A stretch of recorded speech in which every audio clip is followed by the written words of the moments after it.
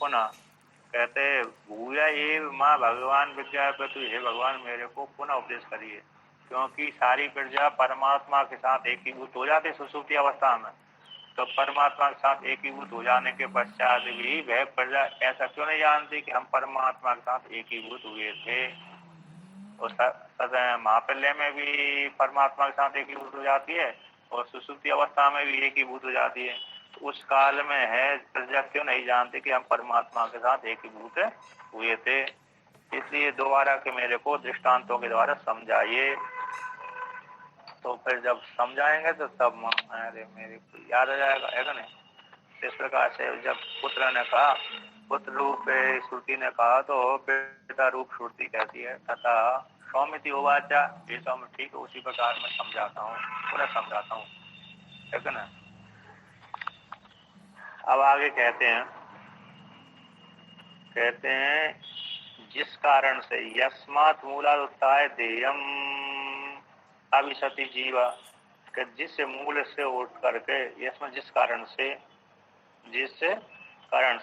कहते एवं इस प्रकार से सदात्मा जगत का मूल है, ऐसे सिद्ध कर दिया।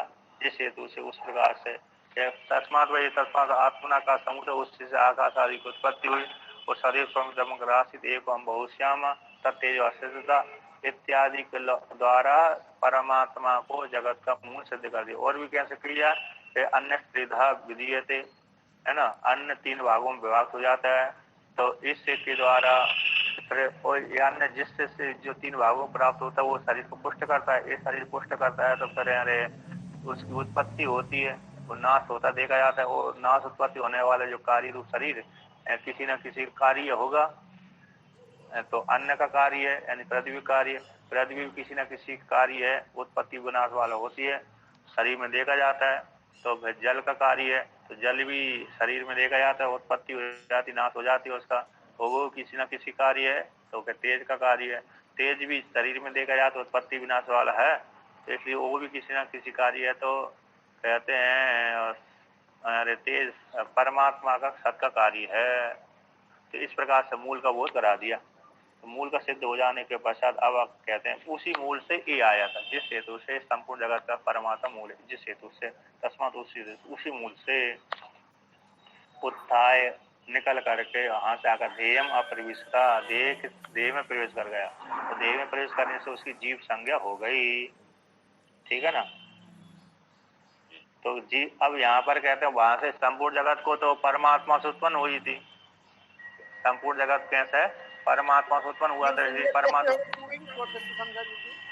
है, जीव संज्ञा कैसे हो गई? जीव संज्ञा शरीर में प्रवेश करती है, उसकी जीव संज्ञा हो गई। परमात्मा ने सबसे पहले संपूर्ण जगत का कारण सिद्ध कर दिया सत्यज वर्षता के माध्यम से और मूल के अध्यारोप अभिवाद के माध्यम से। कहते शरीर उत्पत्ति हुई है तो शरीर उत्पन्न और मरने वाला है, इसलिए कार्य है तो किसी न किसी कारण से उत्पन्न हुआ ही होगा, बिना कारण के कार्य उत्पन्न नहीं होता। तो उसका कार्य, अरे शरीर का कार्य कौन है, कहते अन्न है यानी पृथ्वी है। तो पृथ्वी भी किसी न किसी का कार्य है, वो भी उत्पत्ति विनाश देखी जाती है, घट फूट जाता है तो पृथ्वी उसमें मिट्टी का लीन हो जाता है। उसी प्रकार से पृथ्वी भी उत्पन्न होने वाली है कार्य होने से। तो उसका कार्य कारण कौन है, तो जल है। तो जल भी शरीर में उत्पत्ति विनाश वाला देखा जाता है, इसलिए वह भी किसी न किसी कार्य, तेज का कार्य है, तेज भी शरीर में उत्पत्ति विनाश देखे जाते हैं, है कि नहीं। तो इस प्रकार से वह भी किसी न किसी कार्य है तो सत्य है। तो इस प्रकार से जगत का मूल परमात्मा सिद्ध कर दिया। अब वही जगत का मूल जो परमात्मा है सिद्ध हो जाने के पश्चात उसने एक हम बहुश्यामा, मैं अकेला हूँ, बहुत से रूप धारण कर लूँ, बहुत हो जाऊं प्रजा के लिए। एक हम बहुश्यामा प्रजा ये बात आता है, तो प्रजा के रूप से वो बहुत हो गया। तो जैसे प्रजा के रूप से बहुत होगा, पंचकरण के माध्यम से, त्रिवृत्तिकरण के माध्यम से शरीर के भीतर प्रवेश कर गया और प्रवेश करते ही वह जीव संज्ञा उसकी हो गई। अब कहते हैं जो जीव संज्ञा हो गई तो जीव का स्वरूप वो परिचन्न है क्या, अपरिचन्न है क्या, कैसा है, उत्पत्ति वाला है कि विनाश वाला है, उससे जीव के स्वरूप को सिद्ध करते हैं। अब संपूर्ण जगत का कारण परमात्मा ये सिद्ध कर दिया, अब जीव के स्वरूप को सिद्ध करते हैं। तो टीकाकार कहते हैं कि सदात्मा जो जगत का मूल है उसको सिद्ध कर दिया, सिद्ध करके तद उसी अब वहीं पर ही उस जीव से स्वरूपम दर्शती, तो जीव के स्वरूप को दिखलाते हैं अब, है ना। तो इस प्रकार से जीव का स्वरूप अब आगे वर्णन करते हैं। कहते हैं जिस परमात्मा जगत मूल होने से उसी मूल परमात्मा से निकल करके अतः वह परमात्मा ही जैसे शरीर में प्रवेश कर दिया तो ध्येयम अप्रविशति, ध्येय में प्रवेश करने से जीव संज्ञा हो गई। ऐसा वो जीव कौन है? परमात्मा ही है कि जीवा सा या सदाक्य ये सा उक्तो अणिमः अणुभाव जगतो मूलम एतद आत्म्यम एतद सत्य सद आत्मा यस्य सर्वस्य तद एतद आत्मा तस्य भाव एतात्म्यम। प्रवेश करने की बात है तो आत्म तत्व के बारे में कहा जाता है कि वह आगमा पाई नहीं, कहीं आता जाता नहीं है। तो प्रवेश करना तो जाना हो गया।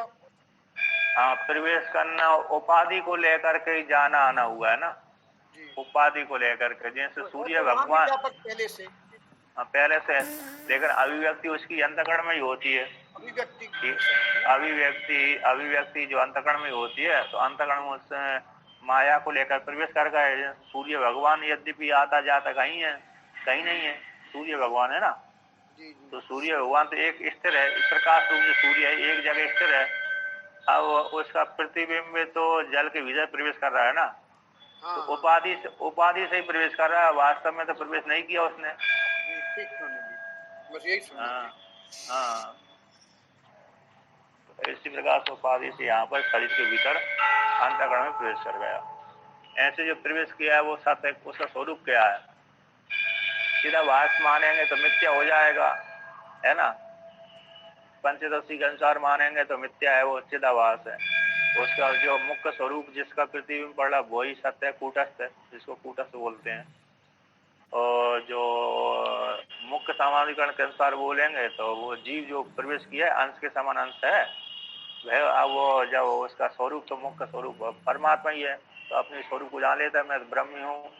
उपाधि को लेकर मेरी जीव संज्ञा हो गई थी उसी प्रतिबिंब की, तो वह पुनः प्रतिबिंब है, उसी बिंब में जाकर लीन हो जाता है मुख्य सामान्यकरण के माध्यम से, है ना। ये तो प्रवेश हुआ सा दिखना है, वो मतलब नहीं, हाँ, मतलब मत है ना, मत के अनुसार है। एक जीववाद अनेक जीववाद को लेकर के जो वाद है वेदांत के, तो वहां पर कई प्रकार, एक जीववाद को लेकर के, आवासवाद को लेकर के, और प्रतिबिंबवाद को लेकर के, अंतःकरणवाद को लेकर के, दृष्टि सृष्टिवाद को लेकर के जो प्रक्रिया आई वेदांत में समझाने के लिए, तो वहां पर एक निर्णय दिया गया अरे सुरेश्वराचार्य भगवान ने, तो यह प्रक्रिया भवित पुंसाम अद्वैत वासना साधु देव त्याग, मतलब जिस प्रक्रिया से अरे अद्वैत की प्राप्ति हो जाए वह प्रक्रिया उस साधक के लिए श्रेष्ठ है। चाहे किसी को जीववाद से, एक जीववाद से अरे आत्मबोध हो जाए, चाहे अनेक जीववाद से आत्मबोध हो जाए, तो चाहे उसको अरे आवासवाद को लेकर हो जाए, चाहे उसको मुख्य समाधान के माध्यम ठीक हो जाए, वो औषधि अच्छी जिससे रोग ठीक हो जाए, जिससे हाँ वो योजना ठीक है, सही है, जिससे रोग ठीक हो जाए। हाँ सही। तो इस प्रकार से वो प्रक्रिया वहाँ पर कोई भी पैथी करो, चाहे एलोपैथी हो, चाहे आयुर्वेद हो, चाहे होम्योपैथी हो, चाहे कोई भी हो, यूनानी हो, तो ये तो उसके लिए वो ठीक है। आजादवाद है, विवर्तवाद है, प्रतिबिंबवाद है, मायावाद है। तो मायावाद क्या देते हैं शंकराचार्य? माया को लेकर कई जगह उत्पन्न हुआ है। तो कहते हैं ये जो परमात्मा है, सत्रू परमात्मा है, ये शरीर के भीतर प्रवेश कर गया, जीव संज्ञा हो गई, वह अणुभावम, कैसे अणुभाव को प्राप्त हो गया, है ना। अणिमा है नहीं, अणुभाव, अणुभाव सूक्ष्म भाव को प्राप्त हो गया। ये जगत का मूलम है, जगतो मूलम, ये जगत का मूल है। ये तद आत्मा है, जो आत्मा है, ये तद आत्मा के भाव को आत्मा बोलते हैं। यह संपूर्ण जगत का भी आत्मा है, जगत का मूल है, इसलिए आत्मा है ना। जो मूल होता है वो आत्मा कहलाता है। तो कहते हैं एतद भय परमात्मा आत्म्यम, किसका आत्म्यम, कहते जगत का आत्मा है। तो सद आत्मा भय सदात्मा तस् यस्य, जिसका, इस यस्य जगतस्य, यस्य सर्वस्य, इस जिस संपूर्ण जगत का वह सद आत्मा आत्मा है। तद एतद आत्मा भय आत्मा, तस् उसके भाव को कहते हैं एतात्म्यम, जो उसके भाव को ही एतात्म कहती है। संपूर्ण जगत है का वह, ये संपूर्ण जगत है जो भी दृश्य प्रपंच है उसका यही अधिष्ठान रूप आत्मा है, इसलिए उसी के भाव को बोलते हैं एतात्म्यम। तस्य भाव तत्व, ऐसा उसी के भाव को बोलते हैं एतात्म्यम। अर्थात तद्धित प्रत्यय कर दिया, इन भाव अर्थ में उसी के अर्थ हो। हाँ, ये जगत कैसा, परमात्मा मूल वाला है, ठीक है ना। ऐसा आत्मा यश टिप्पणी में दिया है, 1 नंबर टिप्पणी में 25, 26, 27 पंक्ति में कहते हैं ऐसा आत्मा यस्य तत् एतद आत्मा तस्य भावा एतात्म्यम। है जो आत्मा है, यश है जिसका, तो किसका है, जगत का। तो वह ये जगत वाला, ये जगत का अधिष्ठान ये आत्मा है। तो यश जिस जगत का ये आत्मा है तो उसको तत्व है एतद है आत्मा, वो उसी के भाव को बोलते हैं एतद आत्म्यम, उसी के स्वरूप है। जगत आत्म स्वरूप वाला है। अतः ये आत्मा कैसा है, इस आत्मा का ही विस्तार है। यानी अत्र यहाँ पर आत्मा इति अस्य जगत का स्वरूपम सतत्वम यातात्म, जगत का वो स्वरूप है। आत्मा कैसा है, जगत का स्वरूप है, इस प्रकार से। और दूसरी टीका में दिया है, दूसरी टीका में मतलब 25वीं पंक्ति में कहते भाव भवित्रयोर अभेदत्वात्, अभेदात, भाव और भविता में, भाव यानी और भावना करने वाले में, दोनों में अभेद होने से भवितोर एवं भावत विवक्षा, भविता की कर्ता की भावत की विवक्षा को लेकर भाव प्रत्यय, भाव प्रत्यय उसी अर्थ में, भाव प्रत्यय का अर्थ होता है उसी अर्थ का बोध कराना। जिस अर्थ में अरे शब्द है उसी अर्थ का बोध करा देने वाले को भाव बोलते हैं। तो भाव प्रत्यय ऐसा स्वीकार करके अणुभावित उच्चते उक्ति उत्तम कहा गया कि परमात्मा वही सूक्ष्म भाव को प्राप्त हो गया। सूक्ष्म था पहले, और कार्य का सूक्ष्म रूपम, कार्य का सूक्ष्म रूप है। अतः वही परमात्मा जीव रूप से चला गया था।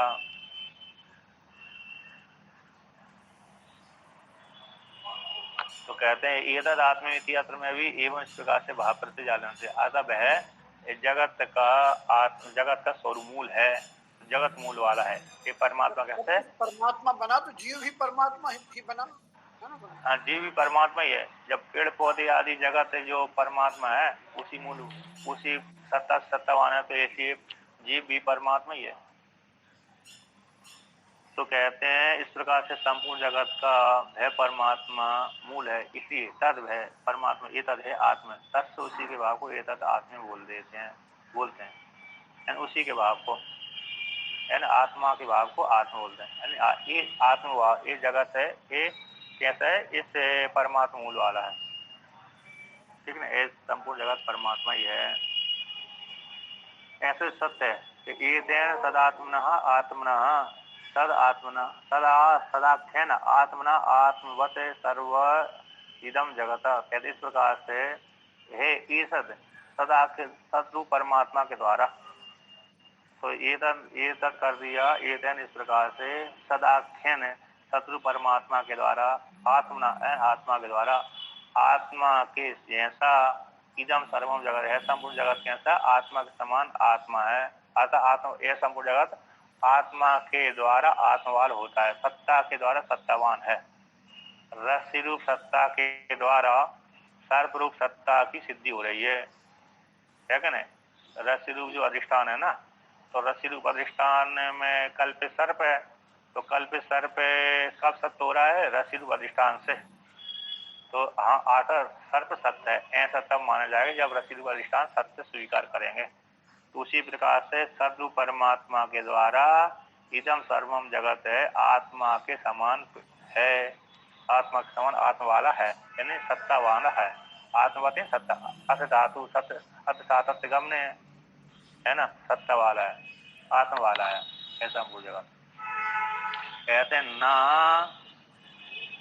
यहाँ पर कह दिए अस्य है ना, हाँ आ गया, न अन्नो अस्ति अस्य आत्मा संसारी। कहते इससे भिन्न अस्य, अस्य है ना, अस्य यानी इस जगत का आत्मा कोई दूसरा नहीं है। न अन्यो, अन्यो अस्ति, अन्य नहीं है, अस्ति इस जगत का आत्मा संसारी कोई दूसरा नहीं है, परमात्मा ही है। यहाँ पर टीकाकार कहते हैं आनंद गिरी महाराज, अस्य की षष्ठी के द्वारा संपूर्ण जगत कहा गया, और वहां पर संसारी असंसारी ये दो प्रकार से विच्छेद कर सकते हैं, है ना। अर्थात जो इस जगत का आत्मा संसारी जीवात्मा अथवा परमात्मा दोनों ही है। मतलब चाहे जीवात्मा भी लेंगे तो इसे संसार का जगत का मूल कौन है? पर अरे जीव रूप ईश्वर ही है। कैसे? जो उपाधि को लेकर के ईश्वर, अरे उसकी जीव संज्ञा हो गई, और उपाधि हटा दी तो उसकी ब्रह्म संज्ञा हो गई, है ना। इस प्रकार से इस जगत का मूल कौन हो गया? परमात्मा ही है, आत्मा है, स्वरूप है, सत्ता, ये परमात्मा ही इस जगत का मूल कारण है। और वो कौन है मूल कारण? वो असंसारी परमात्मा है, ठीक है ना। अब उपाधि हटा दें, और उपाधि हटा दिए तो संसारी हो गया, उपाधि जोड़ दिया तो वो संसारी हो गया, उपाधि हटा दी तो संसारी का अभाव हो गया। कहते हैं उसी को पुष्ट श्रुति करती है। कहते हैं मूलादि से विशेष को दिखलाते हैं। कहते हैं आगे वर्णन करते हैं, कहते हैं न अन्यद अस्ति दृष्टा न अन्यद अतो अस्ति श्रोत्री इत्यादि श्रुति अंतराल। उसे परमात्मा से भिन्न कोई दूसरा दृष्टा नहीं है। उस परमात्मा से भिन्न अतो, इससे यानी अतो यानी इससे, किससे? परमात्मा से, अन्य दिन भिन्न न अस्ति कौन? दृष्टा। उस परमात्मा से भिन्न कोई दृष्टा नहीं है। और न अन्य अतो अस्ति श्रोत्री, उस परमात्मा से भिन्न, अन्य यानी भिन्न, अतो यानी उससे, जिससे श्रोत्री नहीं है, कोई दूसरा नहीं है। किसी श्रुति अंतर दूसरी श्रुति के द्वारा वर्णन किया गया है, बृहदारण्यक उपनिषद की श्रुति से।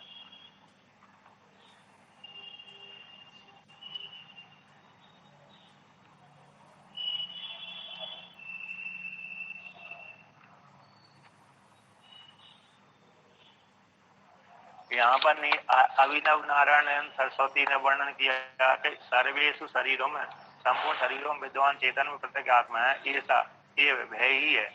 एवं अर्थक रूप से एतद आत्मा कहा गया। एतद आत्मपदम व्याचष्टे कहते हैं। यह संपूर्ण शरीरों में भीतर आत्मा कौन है? परमात्मा ही है। एतद आत्मा है, संपूर्ण जगत का प्राण समुदाय का ही आत्मा है क्या नहीं? संपूर्ण जगत का ये परमात्मा आत्मा ही, उससे बिना कोई दूसरा नहीं है, यानी परमात्मा ही संपूर्ण जगत का आत्मा है।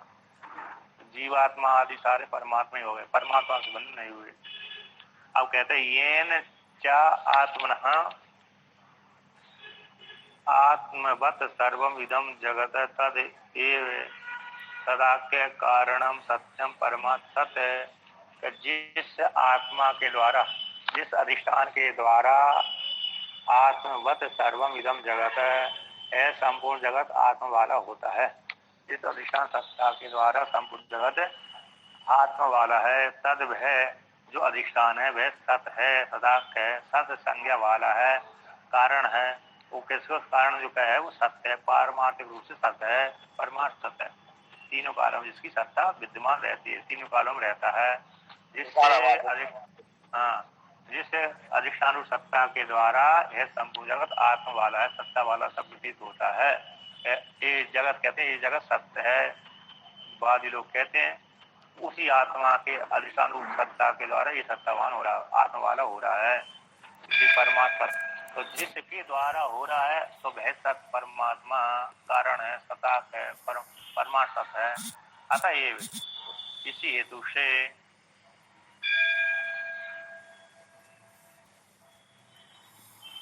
इसलिए कहते हैं सतत्व, तत्व वाला है। कहते हैं अतएव सा एव आत्मा जगता प्रत्यक्ष स्वरूपम सतत्वम ज्ञातात्मा। इसलिए वह संपूर्ण जगत का आत्मा होने का सा आत्मा, सा एव आत्मा ये जो आत्मा है जो जिस जगत का मूल है, जिस जगत सत्ता वाला होता है, जिस परमात्मा के द्वारा वह आत्मा कहता है जगत का मूल है, जगत का आत्मा है, वो प्रत्यक्ष स्वरूप है। तो प्रत्यक्ष स्वरूप वाला होने कारण सतत्वम याथात्मम, सतत्व वाला ये है ना।